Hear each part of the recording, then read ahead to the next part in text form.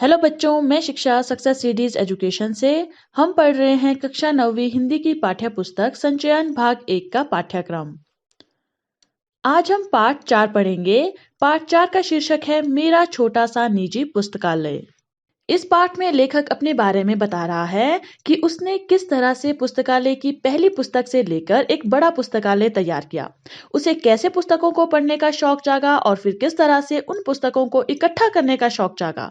अपनी पहली पुस्तक लेखक ने किन परिस्थितियों में खरीदी। लेखक ने अपने ऑपरेशन के बाद अपने पुस्तकालय में ही रहने का निश्चय क्यों किया। इन सभी प्रश्नों के बारे में जो है लेखक ने हमें इस पाठ में बताया है। तो चलिए हम भी लेखक की यादों के साथ जुड़ते हैं और मेरा छोटा सा निजी पुस्तकालय पाठ को शुरू करते हैं। जुलाई 1989। बचने की कोई उम्मीद नहीं थी। तीन जबरदस्त हार्ट अटैक, एक के बाद एक तो ऐसा कि नब्ज बंद बाद एक तो ऐसा कि नब्ज बंद, सांस बंद, धड़कन बंद। डॉक्टरों ने घोषित कर दिया कि अब प्राण नहीं रहे। यहाँ से हमें पता चल रहा है कि जो लेखक हमें बताना चाह रहा है वो बात जुलाई 1989 की है। लेखक यहाँ पर बताता है कि लेखक के बचने की उम्मीद बिल्कुल नहीं थी, क्योंकि लेखक को जो है तीन बहुत जबरदस्त हार्ट अटैक आए थे, वो भी लगातार एक के बाद एक। और लेखक बताते हैं कि उन 3 हार्ट अटैक्स में से जो है एक हार्ट अटैक इतना जबरदस्त था कि लेखक की नब्ज बंद हो चुकी थी, सांस बंद हो चुकी थी, यहाँ तक कि धड़कन भी बंद हो चुकी थी। और यहाँ तक कि डॉक्टरों ने लेखक को मृत घोषित कर दिया था। डॉक्टरों ने ये कह दिया था कि लेखक के अब प्राण नहीं रहे हैं, लेखक जो है अब मर चुका है। पर डॉक्टर बोर्जेस ने फिर भी हिम्मत नहीं हारी थी। उन्होंने 900 वोल्ट्स के शॉक्स दिए, भयानक प्रयोग। लेकिन वे बोले कि यदि यह मृत शरीर मात्र है तो दर्द महसूस ही नहीं होगा, पर यदि कहीं भी जरा भी एक कण प्राण शेष होंगे तो हार्ट रिवाइव कर सकता है। अब लेखक यहाँ पर बताते हैं कि जब सभी डॉक्टरों ने जो है ये घोषित कर दिया था कि लेखक मर चुके हैं, उनके जो है प्राण चले गए हैं, लेकिन फिर भी जो है एक डॉक्टर थे जिनका नाम डॉक्टर बोर्जेस था। वे जो है हिम्मत नहीं हार रहे थे। उन्होंने जो है लेखक को 900 वोल्ट्स के शॉक दिए थे। लेखक बताते हैं कि ये बहुत ज्यादा भयानक प्रयोग था। और जो डॉक्टर बोर्जेस थे उन्होंने ये कहा कि अगर लेखक जो है अब केवल मृत शरीर मात्र है तो लेखक को दर्द ही महसूस नहीं होगा, लेकिन अगर लेखक के शरीर में कहीं भी जरा सा एक कण प्राण भी शेष है तो हो सकता है कि जो लेखक का हार्ट जो बंद हो चुका है वो फिर से रिवाइव कर जाए, या फिर ये कहा जा सकता है कि शॉक्स देने के बाद जो है लेखक का जो हार्ट है वो फिर से जो है धड़कना शुरू कर सकता है। ये जो है डॉक्टर बोर्जेस का ये प्रयोग था कि लेखक को जो है 900 वोल्ट्स के शॉक्स दिए जा रहे थे। प्राण तो लौटे, पर इस प्रयोग से 60% हार्ट सदा के लिए नष्ट हो गया, केवल 40% बचा। उसमें भी 3 अवरोध हैं। अवरोध जो है वो कहा जाता है रुकावट को, यानी ब्लॉकेज को। अब लेखक यहाँ पर बताते हैं कि उन शॉक्स के कारण जो है लेखक के प्राण तो लौट आए थे, यानी लेखक के शरीर में थोड़े से जो प्राण बचे थे वो उस शॉक्स के कारण जो है उनका जो हार्ट है वो फिर से रिवाइव कर गया था। लेकिन लेखक यहाँ पर बताते हैं कि उस शॉक्स के कारण जो 900 वोल्ट के उनको शॉक्स दिए गए थे उसके कारण जो है उनका 60% जो हार्ट है वो हमेशा के लिए नष्ट हो गया था। यानी अब जो है केवल लेखक का 40% हार्ट ही काम कर रहा था। और उस 40% में भी लेखक बताते हैं कि 3 उसमें ब्लॉकेज थी, 3 उसमें रुकावटें थी। ओपन हार्ट ऑपरेशन तो करना ही होगा, पर सर्जन हिचक रहे हैं। केवल 40% की अन्य विशेषज्ञों की राय ले ली जाए, तब कुछ दिन बाद ऑपरेशन की सोचेंगे। तब तक घर जाकर बिना हिले डुले विश्राम करें। विशेषज्ञ कहा जाता है किसी विशेष को अच्छी तरह समझने वाला व्यक्ति, और विश्राम कहा जाता है आराम को।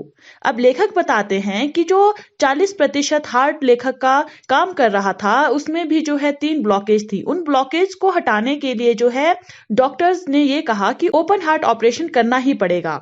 लेकिन लेखक के उस ओपन हार्ट ऑपरेशन को करने के लिए जो है जो सर्जन है वो हिचक रहे थे, क्योंकि लेखक का केवल 40% हार्ट ही काम कर रहा था। और जो डॉक्टर हैं उन्हें ये डर था कि कहीं ऑपरेशन के बाद जो उनका 40% हार्ट काम कर रहा है वो भी कहीं काम करना बंद ना कर दे। तो जो सर्जन है उन्होंने ये माना कि जो विशेषज्ञ हैं हार्ट सर्जरी के, उनकी राय ले ली जाए कि हम ऑपरेशन करें या ना करें। तो फिर कुछ दिन के बाद जो है ऑपरेशन की सोच सकते हैं। इस पर जो है डॉक्टरों ने कहा कि लेखक को घर भेज दिया जाए और घर में बिना हिले ढुले उन्हें आराम करने की राय दे दी गई। बहरहाल ऐसी अर्ध मृत्यु की हालत में वापस घर लाया जाता हूँ। मेरी जिद है कि बेडरूम में नहीं, मुझे अपने किताबों वाले कमरे में ही रखा जाए। बहरहाल कहा जाता है फिलहाल को, और अर्ध मृत्यु होता है अधमरा, यानी जिसमें आधे प्राण शेष हों। अब लेखक यहाँ पर बताते हैं कि फिलहाल जो है उन्हें ऐसे अधमरी हालत में अपने घर वापस लाया गया, लेकिन लेखक ने यहाँ पर जिद ये की कि उन्हें जो है बेडरूम में नहीं रहना है। लेखक ने ये कहा कि उन्हें अपने किताबों वाले कमरे में ही रखा जाए, यानी लेखक अपने लाइब्रेरी में, अपने पुस्तकालय में रहना चाहते थे, अपने बेडरूम में नहीं। वहीं लेटा दिया गया है मुझे, चलना बोलना पढ़ना बंद। दिन भर पड़े पड़े दो ही चीजें देखता रहता हूँ। बाईं ओर की खिड़की के सामने झूलते सुपारी के पेड़ के झालरदार पत्ते, और अंदर कमरे में चारों ओर फर्श से लेकर छत तक ऊंची किताबों से ठसाठस भरी अलमारियां। अब लेखक यहाँ पर बताते हैं कि वो बेडरूम के बजाय जो है लाइब्रेरी में रहना चाहते थे, और उनके घर वालों ने भी जो है लेखक को लाइब्रेरी में ही लेटा दिया।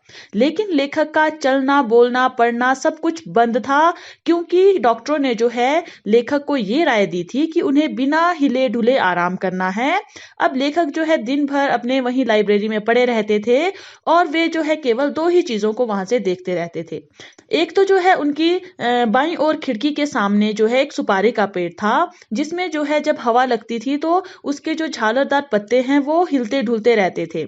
और कमरे के अंदर जो है चारों ओर फर्श से लेकर छत तक जो है बहुत ऊंची ऊंची जो है अलमारियां थी, जिसमें ठसाठस किताबें भरी हुई थी, यानी उसमें बहुत सारी ठूस ठूस कर लेखक ने किताबें भरी हुई थी। यानी लेखक की लाइब्रेरी में, लेखक के जो पुस्तकालय है उसमें जो है लेखक ने बहुत सारी किताबों का संग्रह किया हुआ था। उन्होंने बहुत सारी किताबें जो है वो इकट्ठी की हुई थी।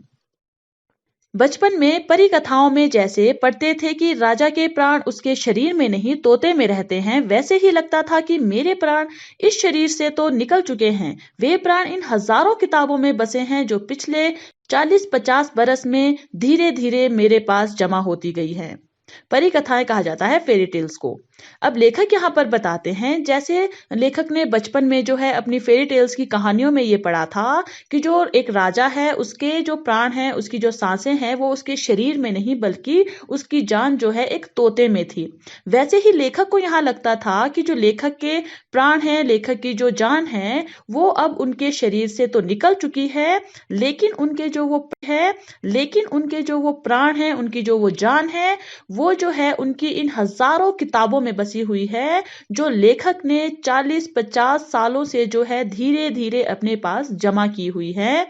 यानी लेखक को जो है अपनी लाइब्रेरी में उन किताबों को इकट्ठा करते करते जो है 40-50 साल हो चुके थे। कैसे जमा हुई, संकलन की शुरुआत कैसे हुई, यह कथा बाद में सुनाऊंगा। पहले तो यह बताना जरूरी है कि किताबें पढ़ने और सहेजने का शौक कैसे जागा। संकलन होता है इकट्ठे करना। अब लेखक ने हमें यहाँ ये बता दिया है कि उनके पास जो है, जो उन्होंने किताबें इकट्ठी की है, हजारों किताबें, वो 40-50 बरस पहले से वे धीरे धीरे इकट्ठे करते आ रहे हैं। लेकिन अब लेखक यहाँ हमें ये बताना चाहते हैं कि वो किताबें जो है कैसे जमा हुई, उन्हें इकट्ठा करने की शुरुआत कहाँ से हुई, इसके बारे में लेखक कहते हैं कि वो मैं आपको बाद में बताऊंगा। पहले तो लेखक हमें ये बताना जरूरी समझते हैं इकट्ठा करने का जो शौक है वो उनके अंदर कहाँ से जागा, उसके बाद वो बताएंगे कि शुरुआत कैसे हुई उनके किताबों को इकट्ठा करने की। बचपन की बात है, उस समय आर्य समाज का सुधारवादी आंदोलन अपने पूरे जोर पर था। मेरे पिता आर्य समाज रानी मंडल के प्रधान थे और मां ने स्त्री शिक्षा के लिए आदर्श कन्या पाठशाला की स्थापना की थी। अब लेखक यहाँ से बताना शुरू कर रहे हैं कि उनके अंदर जो है किताबें पढ़ने का शौक कैसे जागा और किताबों को इकट्ठा करने का जो शौक है वो कैसे जागा। तो लेखक जो है बताते हैं कि ये उनके बचपन की बात है, यानी जब लेखक बहुत छोटे थे, ये तब की बात है।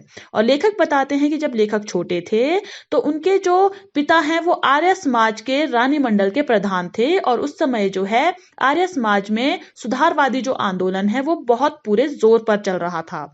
और जो लेखक की माँ हैं, उन्होंने जो है स्त्री शिक्षा के लिए जो है एक पाठशाला की स्थापना की थी, एक स्कूल की स्थापना था।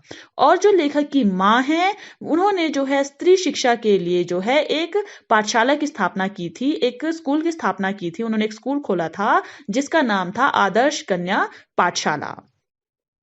पिता की अच्छी खासी सरकारी नौकरी थी। वर्मा रोड जब बन रही थी तब बहुत कमाया था उन्होंने, लेकिन मेरे जन्म के पहले ही गांधी जी के आह्वान पर उन्होंने सरकारी नौकरी छोड़ दी थी। आह्वान होता है पुकारना या बुलावे पर। तो लेखक यहाँ पर बताते हैं कि जो लेखक के पिता है, उनकी जो सरकारी नौकरी थी वो अच्छी खासी थी, यानी उनकी सरकारी नौकरी बहुत अच्छी थी। और जब वर्मा रोड बन रहा था तब जो है उन्होंने बहुत अच्छा कमाई भी की थी। लेकिन लेखक यहाँ पर बताते हैं कि उनके जन्म से पहले ही जो है गांधी जी ने स्वतंत्रता आंदोलन छेड़ा हुआ था, जिसमें जो है गांधी जी ने सबसे ये आह्वान किया था कि वे जो है अपनी सरकारी नौकरियां छोड़ दें ताकि सरकार को किसी भी तरह का कोई सहयोग ना मिले। और उन्हें अपनी सरकारी नौकरी छोड़ दी थी। उन्होंने भी जो है गांधी जी का कहना माना था। हम लोग बड़े आर्थिक कष्टों से गुजर रहे थे, फिर भी घर में नियमित पत्र पत्रिकाएं आती थी। आर्यमित्र साप्ताहिक, वेदोदम, सरस्वती, गृहिणी और 2 बाल पत्रिकाएं खास मेरे लिए, बाल सखा और चमचम। आर्थिक होता है रुपए पैसे संबंधी और नियमित होता है हर रोज। अब लेखक यहाँ पर बताते हैं कि जब लेखक के पिता ने गांधी जी के आह्वान पर जो है अपनी सरकारी नौकरी छोड़ दी थी, तो उसके बाद लेखक और लेखक का परिवार जो है अपने रुपए पैसों संबंधी जो कष्ट होते हैं वो जो है बहुत बड़े कष्टों से गुजर रहे थे, यानी उनके पास जो है बहुत पैसों की तंगी थी। लेकिन फिर भी लेखक बताते हैं कि उनके घर में हर रोज जो है पत्र पत्रिकाएं आती रहती थी। इनमें से कुछ लेखक उनके नाम बता रहे हैं। उनमें से जो पत्र पत्रिकाएं थी उनमें से एक आर्य समाज साप्ताहिक थी, वेदोदम थी, सरस्वती थी, गृहिणी थी, काएं भी आती थी जो खास तौर पर जो है लेखक के लिए लाई जाती थी, जिनके नाम थे बाल सखा और चमचम। उनमें होती थी परियों, राजकुमारों, दानवों और सुंदर राजकन्याओं की कहानियां और रेखा चित्र। मुझे पढ़ने की चाट लग गई, हर दिन पढ़ता रहता। खाना खाते समय थाली के पास पत्रिकाएं रखकर पढ़ता। अपनी दोनों पत्रिकाओं के अलावा भी सरस्वती और आर्यमित्र पढ़ने की कोशिश करता। चाट होता है आदत। अब लेखक बताते हैं कि जो लेखक के लिए खास तौर पर बाल पत्रिकाएं मंगवाई गई थी, उनमें जो है खास तौर पर परियों, राजकुमारों, दानवों और सुंदर राजकन्याओं की कहानियां होती थी और उसमें रेखा चित्र भी होते थे, यानी उसमें फोटोज भी होती थी। और लेखक को जो है इसी के कारण जो है इन कहानियों के कारण जो है इन्हें पढ़ने की बहुत गंदी आदत लग गई थी। क्योंकि गंदी क्यों थी? क्योंकि वो हर समय पढ़ते रहते थे, यहाँ तक कि खाना खाते समय भी जो है वो अपनी थाली के पास उन पत्रिकाओं को रखकर पढ़ते रहते थे। यानी खाना खाते समय जो है वो अपनी थाली के पास उन पत्रिकाओं को रखकर पढ़ते रहते थे, यानी खाना खाते समय भी वो इन कहानियों को पढ़ने का शौक रखते थे। अब लेखक बताते हैं कि ये जो 2 पत्रिकाएं थी, बाल सखा और चमचम, उसके अलावा भी जो है लेखक 2 पत्रिकाएं पढ़ने की कोशिश करते थे। वो पत्रिकाएं थी सरस्वती और आर्यमित्र। घर में पुस्तकें भी थी, उपनिषदें और उनके हिंदी अनुवाद। सत्यार्थ प्रकाश के खंडन मंडन वाले अध्याय पूरी तरह समझ तो नहीं पाता था, पर पढ़ने में मजा आता था। अब लेखक बताते हैं कि ये पत्र पत्रिकाएं तो थी ही उनके घर में, जो हमेशा आती रहती थी नियमित रूप से, लेकिन उनके घर में जो है और भी दूसरी पुस्तकें थी, जैसे उपनिषद हो गए, और उन उपनिषदों के हिंदी अनुवाद भी थे, जिसमें जो है सत्या प्रकाश के हिंदी अनुवाद थे। और सत्या प्रकाश जो है अपने खंडन मंडन वाले अध्यायों के लिए प्रसिद्ध है। अब उन खंडन मंडन वाले अध्यायों को लेखक समझ तो नहीं पाते थे क्योंकि वो बहुत छोटे थे। मेरी प्रिय पुस्तक थी स्वामी दयानंद की एक जीवनी। रोचक शैली में लिखी हुई, अनेक चित्रों से सुसज्जित, वे तत्कालीन पाखंडों के विरुद्ध अदम्य साहस दिखाने वाले अद्भुत व्यक्तित्व थे। कितनी ही रोमांचक घटनाएं थी उनके जीवन की जो मुझे बहुत प्रभावित करती थी। रोचक होता है मनोरंजक, सुसज्जित कहा जाता है सजी हुई को, तत्कालीन होता है उस समय का, और पाखंड होता है ढोंग, अदम्य होता है जिसे दबाया ना जा सके, और रोमांच होता है अद्भुत। अब लेखक यहाँ पर बताते हैं कि जो उनके घर में पुस्तकें थी उनमें से उनकी सबसे जो प्रिय पुस्तक थी, जो उनकी फेवरेट जो किताब थी, वो थी स्वामी दयानंद की जीवनी। अब स्वामी दयानंद की जो जीवनी है वो बहुत ही मनोरंजक शैली में लिखी हुई थी, यानी उन्हें पढ़ने में बहुत ज्यादा मजा आता था। उनमें जो है बहुत सारे चित्र भी थे, यानी जो वो दयानंद जी की जो जीवनी थी उसमें जो चित्र थे, जो उसमें फोटोज थे, वो बहुत ही सुंदर तरीके से सजे हुए थे, जिसके कारण जो है लेखक को उन्हें पढ़ने में और भी ज्यादा मजा आता था। अब लेखक यहाँ पर बताते हैं कि जो स्वामी दयानंद हैं वो उस समय के जो ढोंग थे, जिन्हें दबाया नहीं जा सकता था, उनका सामना करने के लिए जो है स्वामी दयानंद जी ने बहुत ज्यादा साहस दिखाया था। इससे जो है लेखक को लगता था कि जो स्वामी दयानंद जी का व्यक्तित्व है वो बहुत ही अद्भुत है, और उनके जीवन की कितनी सारी जो अद्भुत घटनाएं थी वो उस जीवनी में लिखी हुई थी, जिन्हें जो है लेखक जब पढ़ता था तो लेखक के जीवन में जो है उसका बहुत प्रभाव पड़ता था। यानी लेखक जो है स्वामी दयानंद जी की जीवनी से बहुत ज्यादा प्रभावित थे और वो उनकी तरह बनने की कोशिश कर रहे थे। चूहे को भगवान का भोग खाते देखकर मान लेना कि प्रतिमाएं भगवान नहीं होती, घर छोड़कर भाग जाना, तमाम तीर्थों, जंगलों, गुफाओं, हिमरों पर साधुओं के बीच घूमना और हर जगह इसकी तलाश करना कि भगवान क्या है, सत्य क्या है। प्रतिमाएं होती है मूर्तियां। अब लेखक यहाँ पर स्वामी दयानंद जी के बारे में बता रहे हैं कि स्वामी दयानंद जी ने एक बार चूहे को जो है भगवान का भोग खाते देख लिया था, और उन्होंने जो है चूहे को भगवान का भोग खाते हुए देखकर जो है ये मान लिया था कि जो भगवान की मूर्तियां हैं वो असल में भगवान नहीं है। ये सोचकर जो है वो घर से भाग गए थे। उन्होंने बहुत सारे तीर्थों की, जंगलों की, गुफाओं की, हिम शिखरों की यात्राएं की थी, और साधुओं के बीच में वो बैठा करते थे। वो साधुओं के बीच क्यों बैठते थे? क्योंकि वो हर जगह ये तलाश करते रहते थे कि आखिर जो भगवान है वो क्या है, सत्य क्या है, सच क्या है। वो इसी में घूमते रहते थे। ये जो है लेखक को बहुत ज्यादा प्रभावित करता था। जो भी समाज विरोधी, मनुष्य विरोधी मूल्य हैं, रूढ़ियां हैं, उनका खंडन करना और लेना, यह सब मेरे बाल मन को बहुत रोमांचित करता। जब इस सबसे थक जाता तब फिर बाल सखा और चमचम की पहली पढ़ी हुई कथाएं दोबारा पढ़ता। अब रूढ़ियां कहा जाता है प्रथाओं को, यानी जो बहुत सालों से चली आ रही हो उन्हें कहा जाता है रूढ़ियां। अब लेखक बताते हैं कि जो भी समाज विरोधी चीजें थी, जो समाज के लिए अच्छी नहीं थी, जो मनुष्य विरोधी मूल्य थे, जो व्यक्तियों के लिए अच्छे नहीं थे, मनुष्यों के लिए अच्छे नहीं थे, जो प्रथाएं थी जो अच्छी नहीं थी, जिनका खंडन होना चाहिए था, जिन्हें समाप्त हो जाना चाहिए था, जो स्वामी दयानंद जी हैं वो जो है इनमें आगे रहते थे, यानी वो इनका खंडन करते थे। वो किसी से डरते नहीं थे, उनके अंदर बहुत सारा साहस था, और लास्ट में जो उनसे हार जाते थे उन व्यक्तियों को भी जो है वो क्षमा कर देते थे और उन्हें सहारा देते थे। उन्हें ये सब जो है लेखक का जो बाल मन था, जो छोटा मन था, जब लेखक छोटा था तब भी जो है लेखक के बाल मन को जो है छोटा था तब भी जो है लेखक के बाल मन को जो है ये बहुत चीजें जो है इन्हें रोमांचित करती थी, उन्हें अच्छी लगती थी दयानंद जी की। और जब वो दयानंद जी की जो जीवनी है उन्हें पढ़ते पढ़ते थक जाते थे, वो फिर से जो है अपनी बाल सखा और चमचम की जो उनकी पहले पढ़ी हुई कथाएं होती थी वो फिर से उन्हें पढ़ते थे, क्योंकि उन्हें वो कथाएं पढ़ने में, उन्हें वो कहानियां पढ़ने में बहुत ज्यादा मजा आता था, उन्हें बहुत ज्यादा अच्छा लगता था।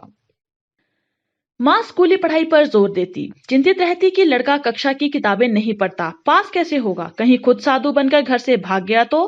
पिता कहते जीवन में यही पढ़ाई काम आएगी, पढ़ने दो। अब लेखक यहाँ पर बताते हैं कि जब लेखक को उनकी माँ ये सारी चीजें पढ़ते हुए देखती थी तो लेखक की माँ बहुत ज्यादा चिंतित हो जाती थी।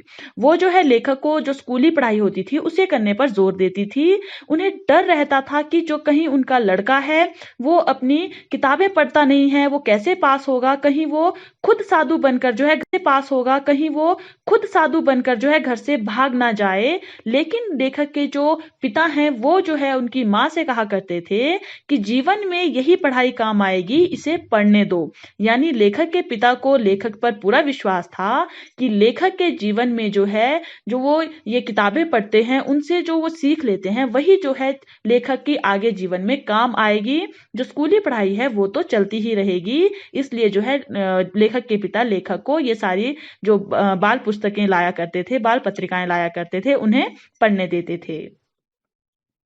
मैं स्कूल नहीं भेजा गया था। शुरू की पढ़ाई के लिए घर पर मास्टर रखे गए थे। पिता नहीं चाहते थे कि नासमझ उम्र में मैं गलत संगति में पढ़कर गाली गलौज सीखूं, बुरे संस्कार ग्रहण करूं। अतः मेरा नाम लिखवाया गया जब मैं कक्षा 2 तक की पढ़ाई घर पर कर चुका था। नासमझ होता है जिसे समझ ना हो। अब लेखक यहाँ पर बताते हैं कि लेखक को दरअसल स्कूल नहीं भेजा गया था। उनकी जो शुरुआती पढ़ाई थी वो उनके घर पर ही हुई थी। उनके घर पर ही जो है मास्टर आते थे जो उन्हें शुरू की पढ़ाई करवाते थे।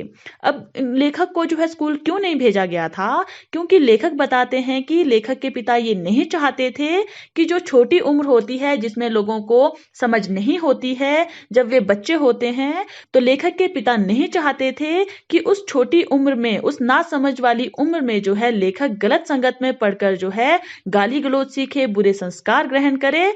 इसलिए जो है लेखक के पिता ने लेखक को स्कूल नहीं भेजा जब वो छोटे थे। उन्होंने जो है उनकी शुरू की पढ़ाई घर पर ही करवाई। अब लेखक का नाम जो है स्कूल में कब लिखवाया गया? जब लेखक जो है अपनी कक्षा 2 तक की पढ़ाई घर में कर चुके थे। यानी उन्होंने जो है स्टैंडर्ड 2 तक की पढ़ाई घर पर ही की और बाद में जो है स्टैंडर्ड 3 में जो है शायद उन्हें स्कूल भेजा गया था। शाम को पिता उंगली पकड़कर मुझे घुमाने ले गए। लोकनाथ की एक दुकान, ताजा अनार का शरबत मिट्टी के कुल्हड़ में पिलाया और सर पर हाथ रखकर बोले, वायदा करो कि पाठ्यक्रम की किताबें भी इतने ही ध्यान से पढ़ोगे, माँ की चिंता मिटाओगे। दर्जे होता है कक्षा और कुल्हड़ होता है पात्र या बर्तन। अब लेखक यहाँ बताते हैं कि जब वो 3rd स्टैंडर्ड में थे, तीसरे कक्षा में थे, तब जो है उन्हें स्कूल में भर्ती कराया गया। यानी तब जाके उन्हें स्कूल में नाम लिखवाया गया। उस दिन जब यानी लेखक का पहला दिन था स्कूल में, जब उनका नाम लिखवाया गया, उस शाम को जो है लेखक के पिता लेखक को उंगली पकड़कर जो है घुमाने ले गए। और लेखक बताते हैं कि लोकनाथ की एक दुकान थी जहां पर ताजा अनार का शरबत मिलता था और लेखक के पिता ने जो है लेखक को मिट्टी के बर्तन में जो है वो शरबत पिलाया और लेखक के सर पर आराम से हाथ फेरते हुए उन्होंने लेखक से कहा कि तुम उनके पाठ्यक्रम की किताबें हैं, यानी जो उनके स्कूल की जो किताबें हैं उन्हें भी वो उतने ही ध्यान से पढ़ेंगे जितने ध्यान से वो जो है अपनी बाल पुस्तकों को पढ़ते हैं, जो उनके घर में आती है, बाल पत्रिकाएं आती हैं, जितने ध्यान से वो उन्हें पढ़ते हैं, उनकी कहानियों को जितने ध्यान से पढ़ते हैं। लेखक के पिता जो है लेखक से वादा चाहते थे कि वो जो है अपनी स्कूल की किताबों को, पाठ्यक्रम की जो किताबें होती है उन्हें भी उतने ही ध्यान से पढ़ेंगे और अपनी माँ की चिंता को वो मिटाएंगे, क्योंकि उनकी माँ को जो है हमेशा चिंता रहती थी कि लेखक जो है जो स्कूल की किताबें होती हैं उन्हें नहीं पढ़ता है, वो जो है केवल कहानियों को पढ़ता है। तो यहाँ पर जो है लेखक के पिता जो है लेखक से वादा चाहते थे कि वो अपनी किताबों को भी अच्छे से पढ़ेंगे, पत्रिकाएं हैं उन्हें भी अच्छे से पढ़ेंगे और अपनी माँ की जो है सारी चिंताओं को वो मिटाएंगे। उनका आशीर्वाद था या मेरी जी-तोड़ परिश्रम की तीसरे चौथे में मेरे अच्छे नंबर आए और 5वें में तो मैं फर्स्ट आया। माँ ने आंसू भरकर गले लगा लिया। पिता के अच्छे नंबर आए और 5वें में तो मैं फर्स्ट आया। माँ ने आंसू भरकर गले लगा लिया। पिता मुस्कुराते रहे, कुछ बोले नहीं। जी-तोड़ होता है कठिन मेहनत। अब लेखक बताते हैं कि यहाँ पर अब लेखक के पिता का आशीर्वाद था या लेखक की कठिन मेहनत के परिश्रम था कि तीसरे और चौथे कक्षा में तो लेखक के अच्छे नंबर आए, यानी 3rd स्टैंडर्ड और 4th स्टैंडर्ड में जो है लेखक ने अच्छे नंबर से जो है उन्होंने वो पास कर लिया। लेकिन जो 5वीं कक्षा आई, यानी जब 5th स्टैंडर्ड था, उसमें लेखक फर्स्ट आया अपनी क्लास में और ये सब देखकर जो है लेखक की माँ की आंखों में आंसू आ गए। उन्होंने जो है लेखक को गले से लगा लिया, लेकिन पिता जो है लेखक के वो केवल मुस्कुराते रहे, उन्होंने लेखक को कुछ नहीं कहा। चूंकि अंग्रेजी में मेरे नंबर सबसे ज्यादा थे, अतः स्कूल से इनाम में 2 अंग्रेजी किताबें मिली थी। एक में 2 छोटे बच्चे घोंसले की खोज में बागों और कुंजों में भटकते हैं और उनकी बोलियों, उनकी आदतों की जानकारी उन्हें मिलती है। कुंजों कहा जाता है घने पेड़ों वाला स्थान जो होता है। अब लेखक यहाँ पर बताते हैं क्योंकि जो 5th स्टैंडर्ड में वो फर्स्ट आए थे उसमें जो है अंग्रेजी में यानी इंग्लिश में उनके सबसे ज्यादा नंबर थे, इसलिए स्कूल से जो है उन्हें इनाम दिया गया था और उस इनाम में जो है उन्हें 2 इंग्लिश की किताबें जो है इनाम के रूप में मिली थी।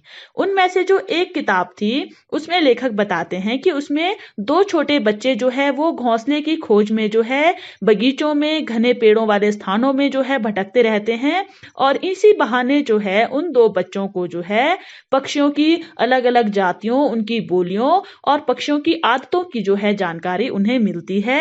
और इस एक किताब के माध्यम से जो है लेखक को भी इन सभी चीजों की जानकारियां मिली हैं।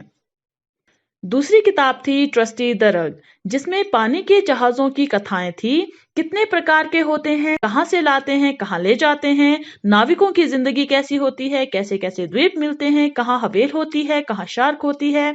अब लेखक यहाँ पर बताते हैं कि जो उन दो अंग्रेजी किताबों में से जो दूसरी किताब थी उसका नाम था ट्रस्टी द रग, और उसमें जो है पानी के जहाज जो होते हैं, जो शिप होती है, उनकी कथाएं थी, उनके बारे में कहानियां थी। उसमें जो है ये बताया गया था कि जो शिप होते हैं, जो जहाज होते हैं, वो कितने तरह के होते हैं, कौन सा जहाज कौन सा जो माल होता है उसे लाद कर लाते हैं, कहाँ से लाते हैं, कहाँ ले जाते हैं, जो उसमें नाविक होते हैं यानी जो नेवी के पर्सन्स होते हैं, उनकी जिंदगी कैसी होती है, कैसे कैसे द्वीप जो है वो समुद्र में मिल सकते हैं, कहाँ पर हवेल मछलियां होती हैं, कहाँ पर शार्क होती हैं।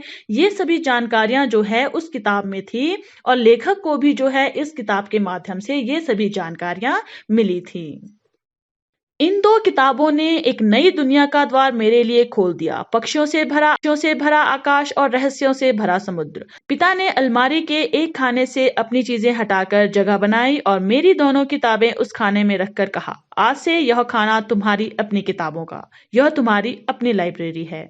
अब लेखक यहाँ पर बताते हैं कि जो वो दो किताबें थी, उनको पढ़ने के बाद लेखक के जीवन में जो है एक नया द्वार खुल गया था। यानी लेखक को जो है अब और ज्यादा अच्छी चीजें पता चल रही थी, जैसे पक्षियों से भरा हुआ आकाश और रहस्यों से भरा हुआ समुद्र। यानी अब लेखक को जो है पक्षियों के बारे में बहुत सारी चीजें पता थी, और समुद्र में कितने सारे रहस्य हो सकते हैं इस बारे में लेखक को पता था।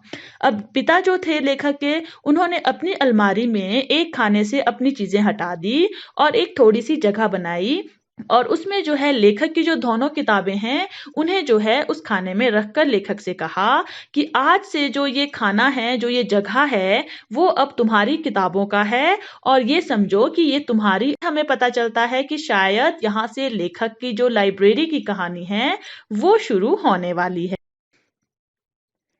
यहाँ से आरंभ हुई उस बच्चे की लाइब्रेरी। बच्चा किशोर हुआ, स्कूल से कॉलेज, कॉलेज से यूनिवर्सिटी गया, डॉक्टरेट हासिल की, यूनिवर्सिटी में अध्यापन किया, अध्यापन छोड़कर इलाहाबाद से मुंबई आया, संपादन किया। उसी अनुपात में अपनी लाइब्रेरी का विस्तार करता गया। आरंभ होता है शुरू, अध्यापन होता है पढ़ाना, संपादन कहा जाता है अच्छी तरह से पूरा करना या प्रस्तुत करना। अब लेखक बताते हैं कि वहीं से जो है उस बच्चे की लाइब्रेरी शुरू हुई। यानी लेखक अपने बारे में बता रहे हैं कि वहां से, यानी जहां से पिता ने अपनी अलमारी में से वो जगह खाली करके लेखक की किताबें वहां पर रखकर कहा था कि यहां से जो है अब तुम्हारी लाइब्रेरी शुरू होती है, यानी ये तुम्हारी किताबों का हिस्सा है। तो वहां से जो है लेखक की लाइब्रेरी शुरू हो गई थी। अब लेखक अपने बारे में बताते हैं कि जो लेखक हैं वो किशोर हुए, उसके यानी वो अब अपनी जवानी में गए, उसके बाद वो स्कूल से कॉलेज, कॉलेज से यूनिवर्सिटी गए, उन्होंने डॉक्टरेट भी हासिल की, यूनिवर्सिटी में पढ़ाना भी शुरू किया, और पढ़ाना छोड़कर वे इलाहाबाद से मुंबई भी आ गए और उन्होंने बहुत सारी चीजों का संपादन किया। इसी तरह से जो है उसी अनुपात में, यानी एक एक दो दो करके जो है लेखक किताबें जोड़ते गए, और अपनी जो वो लाइब्रेरी थी वो छोटी सी जगह से लेकर जो है उन्होंने अपनी लाइब्रेरी का बहुत ज्यादा विस्तार किया, यानी उन्होंने अपनी लाइब्रेरी को बहुत ज्यादा बड़ा कर दिया। पर आप पूछ सकते हैं कि किताबें पढ़ने का शौक तो ठीक, किताबें इकट्ठी करने की सनक क्यों सवार हुई? इसका कारण भी बचपन का एक अनुभव है। इलाहाबाद भारत के प्रख्यात शिक्षा केंद्रों में से एक रहा है। सनक होता है पागलपन, और प्रख्यात कहा जाता है माने जाने को या प्रसिद्ध को। अब लेखक यहाँ पर हमें ये कहते हैं कि हम जो है लेखक से ये पूछ सकते हैं कि ठीक है, किताबें पढ़ने का शौक तो उन्हें बचपन से लग गया था, क्योंकि उनके पिता जो है पहले उनके लिए बाल पत्रिकाएं लेकर आते थे, और बाद में जो है दूसरी पुस्तकें भी पढ़ते पढ़ते जो है लेखक को किताबें पढ़ने का शौक चढ़ गया। लेकिन जो है किताबें इकट्ठे करने का जो ये पागलपन था वो लेखक पर कहां से सवार हुआ, ये हम लेखक से पूछ सकते हैं। इसके उत्तर में जो है लेखक हमें बताते हैं कि किताबें इकट्ठी करने का जो पागलपन है, उसका जो सनक है, उनकी जो पागलपन जो जो हिस्सा है, वो भी उनके बचपन से ही जुड़ा हुआ है। लेखक बताते हैं कि जो इलाहाबाद है, वो भारत के बहुत ही प्रसिद्ध शिक्षा केंद्रों में से एक रहा है। ईस्ट इंडिया द्वारा स्थापित पब्लिक लाइब्रेरी से लेकर महामना मदन मोहन मालवीय द्वारा स्थापित भारती भवन तक विश्वविद्यालय की लाइब्रेरी तथा अनेक कॉलेजों की लाइब्रेरियां तो है ही, लगभग हर मोहल्ले में एक अलग लाइब्रेरी।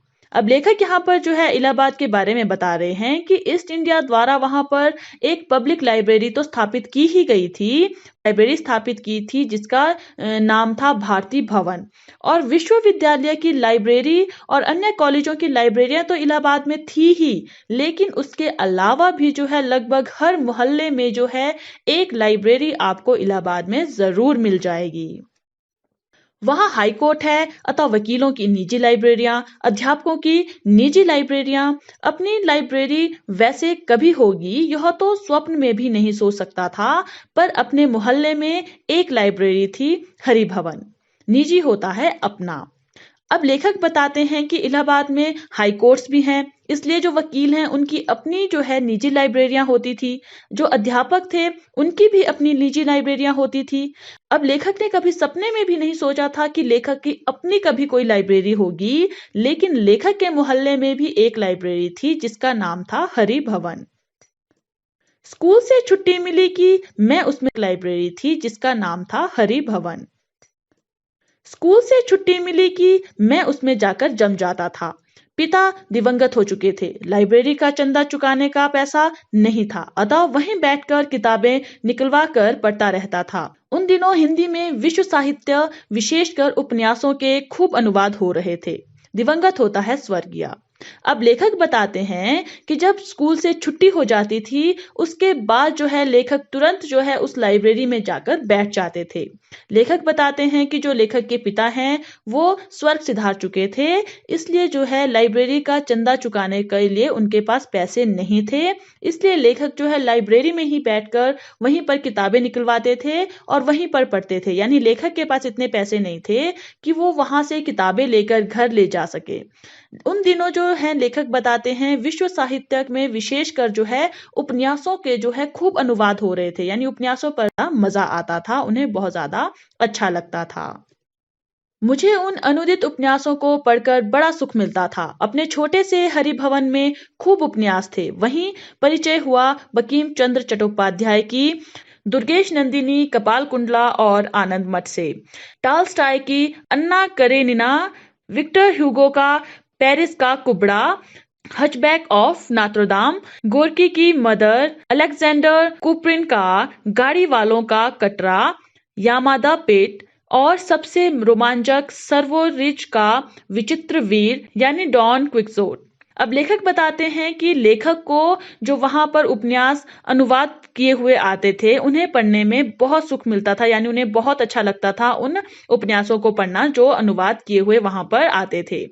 अब लेखक का जो छोटा सा हरिभवन पुस्तकालय था उसमें बहुत सारे उपन्यास थे। वहीं पर जो है लेखक के बहुत सारे जो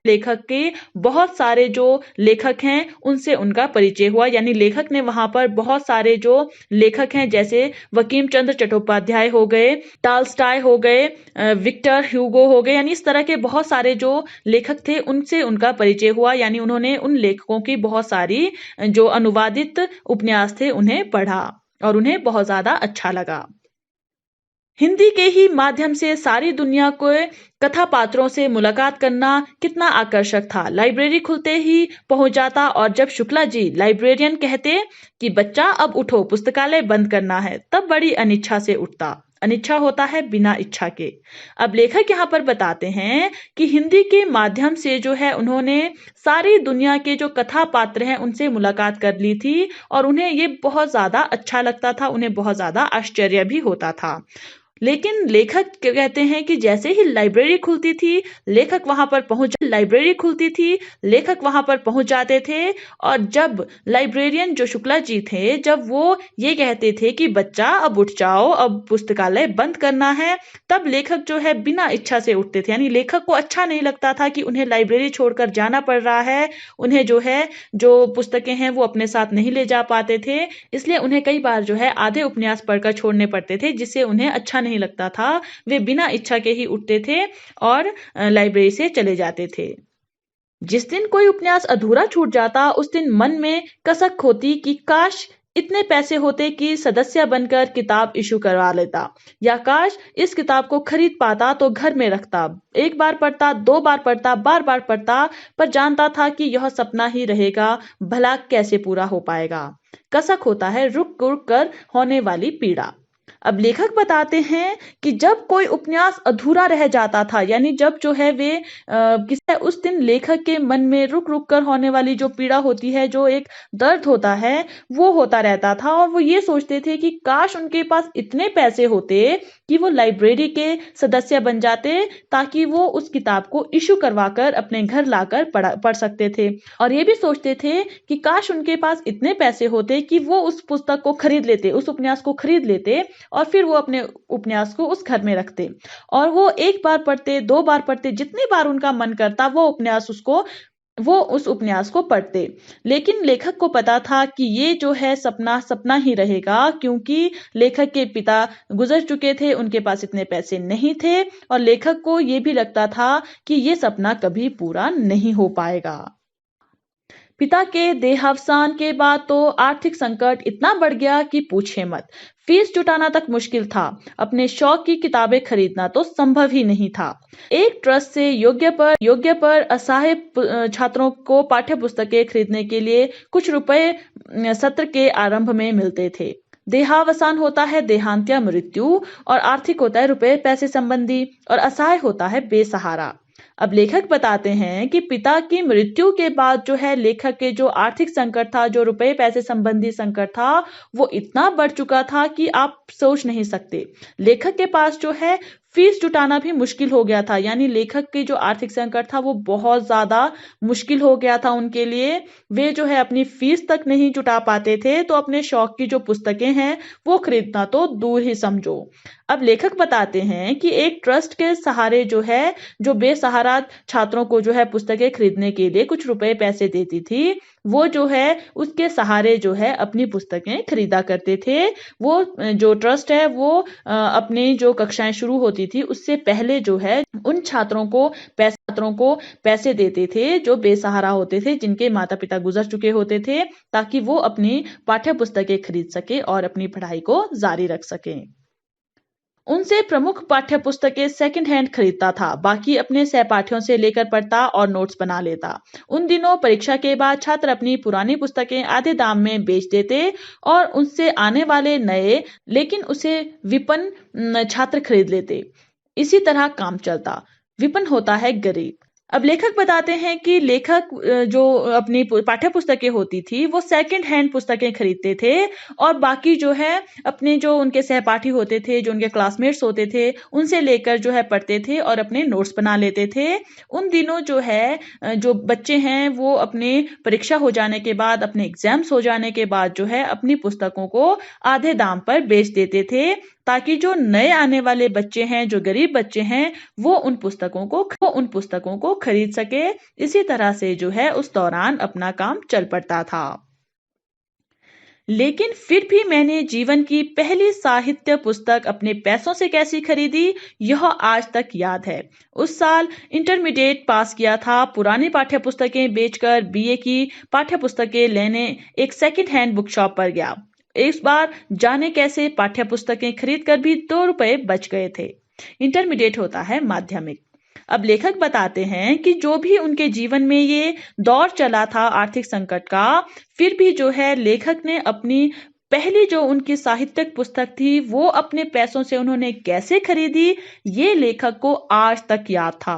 और लेखक ये सब हमसे साझा कर रहे हैं कि उस साल जो है, जो माध्यमिक की परीक्षाएं होती है वो लेखक ने पास की थी, और वो जो है अपनी पुरानी जो पाठ्य पुस्तकें हैं उसे बेचकर जो है अपनी बीए की पाठ्य पुस्तकें, जब उन्होंने अपनी पाठ्य पुस्तकें खरीदी, फिर भी जो है उनके पास जो है 2 रुपए बच गए थे। सामने के सिनेमा घर में देवदास लगा था, न्यू थिएटर्स वाला। बहुत चर्चा थी उसकी, लेकिन मेरी माँ को सिनेमा देखना बिल्कुल नापसंद था। उसी से बच्चे बिगड़ते हैं। नापसंद होता है पसंद ना होना। अब लेखक बताते हैं कि उस सेकंड हैंड जो वो बुक शॉप थी उसके सामने जो है एक सिनेमा घर था, एक थिएटर था, जिसमें जो है देवदास लगी हुई थी, यानी वहां पर एक पिक्चर लगी हुई थी। उसकी बहुत ज्यादा चर्चा थी उन दिनों। लेकिन जो लेखक की माँ हैं, उन्हें जो है पिक्चर्स देखना, सिनेमा देखना बिल्कुल पसंद नहीं था, क्योंकि वो ये मानती थी कि सिनेमा से ही, यानी पिक्चर देखने से ही जो है बच्चे बिगड़ते हैं। लेकिन उसके गाने सिनेमा घर के बाहर बजते थे। उसमें सहगल का एक गाना था, दुखद वेदन अब बीतत नाही। उसे अक्सर गुनगुनाता रहता था। कभी कभी गुनगुनाते आंखों में आंसू आ जाते थे, जाने क्यों बीतत नाही। उसे अक्सर गुनगुनाता रहता था, कभी कभी गुनगुनाते आंखों में आंसू आ जाते थे, जाने क्यों। लेकिन लेखक बताते हैं कि उस सिनेमा घर से, उस जो पिक्चर हॉल है उसके बाहर तक जो है उस पिक्चर के, यानी देवदास के गाने बाहर तक सुनाई देते रहते थे। उसमें जो है लेखक बताते हैं सहगल जी का एक गाना था, दुखद वेदन अब बीतत नाही। उससे जो है लेखक अक्सर गुनगुनाता रहता था, और कभी कभी गुनगुनाते गुनगुनाते लेखक बताते हैं कि उनकी आंखों से आंसू भी आ जाते थे। लेकिन ऐसा क्यों होता था वो लेखक को अब भी नहीं मालूम है। शायद ऐसा इसलिए था क्योंकि लेखक के जीवन में भी जो है बहुत सारा दुख था। इसी कारण जब वो ये गाना गुनगुनाते थे तो हो सकता है इसी कारण उनकी आंखों से आंसू झलक जाते थे। एक दिन माँ ने सुना, माँ का दिल तो आखिर माँ का दिल। एक दिन बोली, दुख के दिन बीत बेटा, दिल इतना छोटा क्यों करता है, धीरज से काम ले। जब उसे मालूम हुआ कि यह तो फिल्म, अपना मन क्यों मारता है, जाकर पिक्चर दे आ, पैसे मैं दे दूंगी। अब एक दिन लेखक कहते हैं कि उनकी माँ ने जो है लेखक को ये गाना गुनगुनाते हुए सुना। अब माँ का दिल तो आखिर माँ का दिल होता है। उन्हें लगा कि लेखक जो है अपने दुख के दिनों के कारण जो है इस तरह से गाना गा रहा है और उनकी आंखों से आंसू आ रहे हैं।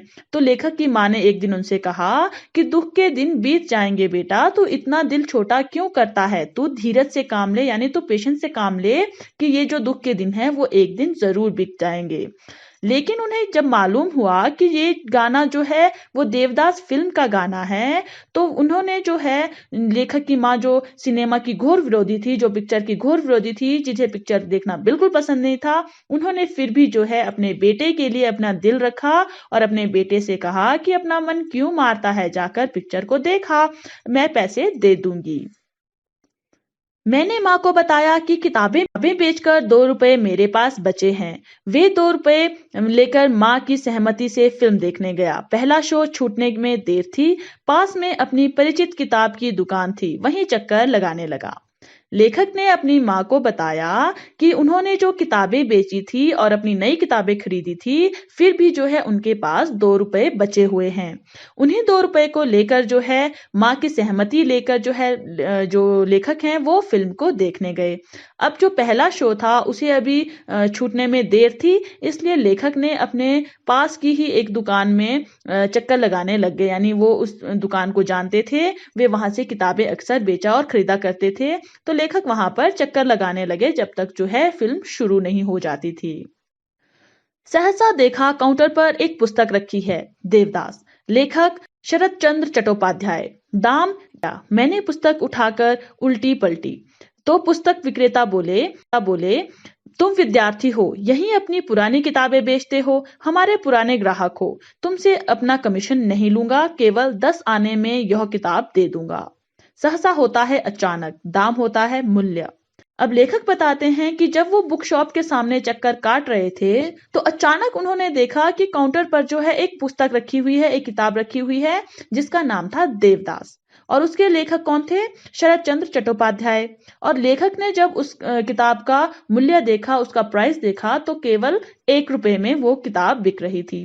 अब लेखक ने उस पुस्तक को उल्टा पुल्टा यानी उसे इधर उधर से पलट रहे थे, तो जो पुस्तक विक्रेता है, जो शॉपकीपर है, उसने लेखक को देख लिया और उन्होंने लेखक से कहा कि तुम एक स्टूडेंट हो और अपनी जो पुरानी किताबें हैं वो यहीं पर बेचते हो, इसलिए तुम हमारे पुराने ग्राहक हो। मैं तुमसे अपना कमीशन नहीं लूंगा। ये किताब जो है मैं तुम्हें केवल 10 आने में दे दूंगा। मेरा मन पलट गया। कौन देखे 1.5 रुपए में पिक्चर। 10 आने में देवदास खरीदी, जल्दी जल्दी घर लौट आया और 2 रुपए में से बचे 1 रुपए 6 आना माँ के हाथ में रख दिए। अब लेखक ने जो है अपना मन ये सोचकर पलट लिया, क्योंकि जो किताब थी वो भी देवदास थी और पिक्चर भी जो है उसी पर बनी हुई थी। अब लेखक ने जो है ये सोचा कि कौन जो है 1.5 रुपए में पिक्चर देखे, यानी कौन जो है पिक्चर देखने में अपना 1.5 रुपया खर्च करे। लेखक ने क्या किया, 10 आने उस किताब के शॉपकीपर को दे दिए और वहां से देवदास जो पुस्तक है वो खरीद कर ले आया। और जल्दी जल्दी लेखक अपने घर को लौट आया और जो 2 रुपए में से बचे हुए 1 रुपया 6 आना था वो लेखक ने अपनी माँ के हाथ में रख दिया। अरे तू कैसे लौट आया, पिक्चर नहीं देखी? माँ ने पूछा। नहीं माँ, फिल्म नहीं देखी, यह किताब ले आया देखो। माँ की आंखों में आंसू आ गए। खुशी के थे या अपनी निजी लाइब्रेरी की पहली किताब थी। अब लेखक जब घर लौट आया और 1 रुपया 6 आना माँ के हाथ में रखे तो माँ चौंक गई और माँ ने लेखक से पूछा कि अरे तू कैसे लौट आया, तूने क्या पिक्चर नहीं देखी? तो लेखक ने माँ से कहा कि नहीं माँ, मैंने पिक्चर नहीं देखी, मैं जो है ये किताब लेकर आया हूँ, देखो। अब जब माँ ने देखा कि जो लेखक है वो गया तो पिक्चर देखने था, लेकिन वहां से वो एक किताब उठाकर लाया है, उसने पिक्चर देखने में पैसे खर्च नहीं किए हैं, तो माँ की आंखों में आंसू आ गए। अब उस समय लेखक को ये नहीं पता था कि जो माँ के आंसू है वो खुशी के थे या दुख के थे, ये लेखक को नहीं मालूम था। लेकिन जो वो किताब थी वो लेखक की अपने पैसों की, यानी जो पैसे लेखक के अपने थे उसकी खरीदी हुई उनकी पहली लाइब्रेरी थी, पहली किताब थी और ये उनकी अपनी लाइब्रेरी की भी पहली ही किताब थी। आज जब अपने पुस्तक संकलन पर और ये उनकी अपनी लाइब्रेरी की भी पहली ही किताब थी। आज जब अपने पुस्तक संकलन पर नजर डालता हूँ, जिसमें हिंदी अंग्रेजी के उपन्यास, नाटक, कथा संकलन, जीवनियां, संस्मरण, इतिहास, कला, पुरातत्व, राजनीति की हजाराह पुस्तकें हैं, तब कितनी शिद्दत से याद आती है अपनी वह पहली पुस्तक की खरीदारी। संकलन होता है इकट्ठे करना और हजाराह होता है हजारों से अधिक। शिद्दत कहा जाता है कठिनाई को। अब लेखक बताते हैं कि आज जब लेखक के पास जो है इतनी सारी पुस्तकें इकट्ठी हो गई है और जब लेखक अपनी इकट्ठी की हुई पुस्तकों पर नजर डालते हैं, जिसमें जो है बहुत सारे उपन्यास हैं, जिसमें हिंदी के भी उपन्यास हैं, अंग्रेजी के भी उपन्यास हैं, जिसमें नाटक हैं, कथा संकलन की हैं, जीवनियां हैं, संस्मरण हैं, इतिहास की किताबें हैं, कला की किताबें हैं, पुरातत्व की किताबें हैं, राजनीति की किताबें हैं, यानी लेखक के पास लेखक को याद आती है अपनी वो पहली पुस्तक की खरीदारी, जिसे जो है खरीदने में उन्हें बहुत ज्यादा कठिनाई हुई थी, बहुत ज्यादा कठिनाई का उन्हें सामना करना पड़ा था। Rainer Maria Rilke, Stefan Zweig, Maupassant, Chekhov, Tolstoy, Dostoevsky, Mayakovsky, Solzhenitsyn, Stephen Spender, Auden Ezra Pound, Eugene O'Neill, Jean Paul Sartre, Albert Camus, Ionesco के साथ पिसाको, ब्रूगेल, रिम्ब्रा, हेबर, हुसैन तथा हिंदी में कबीर, तुलसी, सूर, रसखान, जायसी, प्रेमचंद, पंत, निराला, महादेवी और जाने कितने लेखकों, चिंतकों की इन कृतियों के बीच अपने को कितना भरा भरा महसूस करता हूँ। अब लेखक यहाँ पर बहुत सारे लेखकों के नाम बताते हैं, जिनके जो है उनके पास कहानियां पढ़ी हैं, कथाएं पढ़ी हैं, संस्करण पढ़े हैं, इनकी जो बहुत सारी किताबें हैं उन्होंने इकट्ठी कर रखी है। हजारों की तादाद में जो है लेखक ने इन सभी लेखकों की, कवित्रियों की, लेखिकाओं की जो है किताबों को अपने पुस्तकालय में जगह दी है। और लेखक बताते हैं कि इतने सारे लेखकों और चिंतकों की जो कृतियां हैं उनके बीच जो है लेखक अपने आप को बहुत ही भरा भरा महसूस करते हैं। यानी लेखक उन किताबों के बीच में अपने आप को अकेला महसूस नहीं करते हैं। इसीलिए शायद लेखक ने जो है शुरू में अपने आप को अपने बेडरूम में ना रखने के बजाय जो है अपने आप को अपने पुस्तकालय में रखने का अनुरोध किया था। अपने परिवार वालों को कहा था कि वो अपने बेडरूम में नहीं रहना चाहते हैं। शायद वहां पर लेखक अपने आप को अकेला महसूस करते, लेकिन इन किताबों के बीच में जो है लेखक अपने आप को बहुत भरा भरा महसूस करते हैं। इसलिए शायद उन्होंने अपने कठिन समय में अपने आप को पुस्तकालय में रहना ही अच्छा समझा। मराठी के वरिष्ठ कवि विंदा करंदीकर ने कितना सच कहा था उस दिन। मेरा ऑपरेशन सफल होने के बाद वे देखने आए थे। बोले, भारती, ये सैकड़ों महापुरुष जो पुस्तक रूप में तुम्हारे चारों ओर विराजमान हैं, इन्हीं के आशीर्वाद से तुम बचे हो। इन्होंने तुम्हें पुनर्जीवन दिया है। मैंने मन ही मन प्रणाम किया विंदा को भी, इन महापुरुषों को भी। वरिष्ठ होता है बड़े, विराजमान होता है उपस्थित, और पुनर्जीवन होता है मरकर दोबारा जीवित होना। अब लेखक यहाँ पर बताते हैं कि मराठी के एक बहुत बड़े कवि हैं विंदा करंदीकर। वे जो हैं लेखक के जब ऑपरेशन हो गया था उसके बाद जो है लेखक को देखने आए थे।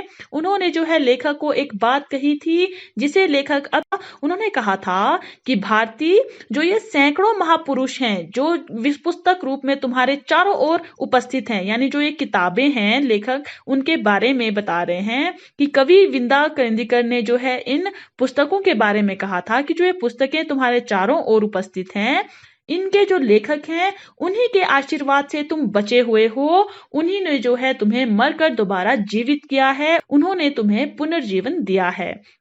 उन्होंने ऐसा क्यों कहा था? क्योंकि वे भी समझ चुके थे कि जो लेखक हैं उनके जो प्राण हैं वो इन किताबों में बसते हैं। लेखक इन किताबों के बीच में अपने आप को भरा भरा महसूस करते हैं, अच्छा किताबों के बीच में अपने आप को भरा भरा महसूस करते हैं, अच्छा महसूस करते हैं, अपने आप को अकेला महसूस नहीं करते हैं। और कठिन समय में जो है व्यक्ति अगर अपने आप को अकेला महसूस करे तो हम भी जानते हैं कि जो व्यक्ति है वो अपना जीवन जीना भूल जाता है, उसे अपना जीवन जीना कठिन हो जाता है। लेकिन यदि व्यक्ति जो है अपने कठिन समय में अपने आप को अच्छा महसूस करवाए, अपने जीवन में जो है उसे कुछ भरा भरा महसूस हो, तो वो जल्दी ठीक हो जाता है। इसीलिए जो है जो कवि विंदा करंदीकर जी हैं उन्होंने लेखक से कहा था कि ये जो पुस्तकें हैं इसी के कारण जो है तुम्हें पुनर्जीवन प्राप्त हुआ है। तो लेखक ने भी जो है अपने मन ही मन में विंदा जी को भी प्रणाम किया था, और जो ये पुस्तकें हैं उसके जो लेखक हैं, जो महापुरुष हैं, उन्हें भी जो है लेखक ने प्रणाम किया था। क्योंकि लेखक भी ये मान गए थे कि इन्हीं पुस्तकों के कारण जो है शायद लेखक का जो ऑपरेशन है वो सफल हुआ है, लेखक जो है काबिल हुए हैं। आशा करते हैं कि आपको मेरा छोटा सा निजी पुस्तकालय का जो चैप्टर है वो शुरू से अंत तक अच्छे से समझ आ गया होगा। अपनी अन्य विषयों की समस्याओं को भी दूर करने के लिए आप हमारे चैनल को फेसबुक, यूट्यूब, इंस्टाग्राम या ट्विटर पर भी फॉलो कर सकते हैं।